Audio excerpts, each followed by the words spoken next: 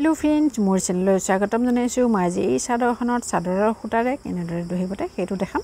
চাদৰখনত এনেদৰে দীঘল কৰি দিয়া হৈছে দহি বটিবৰ বাবে এতিয়া ইয়াৰ মূৰত লাগি থকা সূতাখিনি উলিয়াই লম এতিয়া আৰু অলপ দীঘল হৈ যাব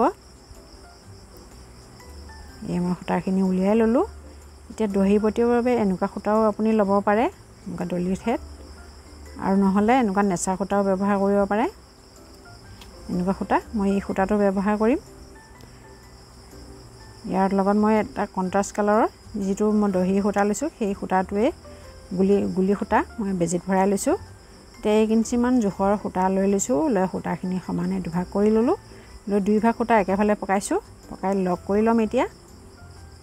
এনেকৈ লক কৰি লৈ এবাৰ উল্টা ফালে পকাই দিলো দি এনেকৈ গাঁঠি এটা দি দিম তাৰপিছত আৰু এটা কৰি দেখাম একে ধৰণে গুটেখিনি কৰিম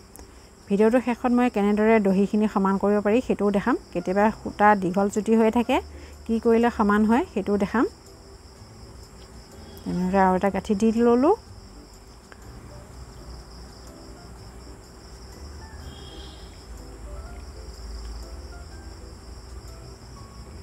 তেনেদৰে গুটেখিনি মই প্ৰথমতে এনেকৈ গাঁঠি দি লম ইয়ালৈকে মূৰলৈকে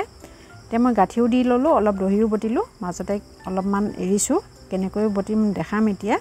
এনেকৈ সূতা মুঠি ইয়াত দি দিলো চাদৰখনৰ সূতাতলে এনেকৈ পকায় এনেকৈ তলফালে উলিয়াই দি তা গাঁঠি দি দিম একেবাৰে সহজতে হৈ যায় তাৰপিছত বেজিত থকা সূতাতলে 3 পাক বা 4 পাক দি দিম দি এনেকৈ বেজিটোৰে দুটা বা তিনিটা গাঁঠি দি দিম এনেকৈ গাঁঠি দিলে কেতিয়াও খুলি নাযায় দহিখিনি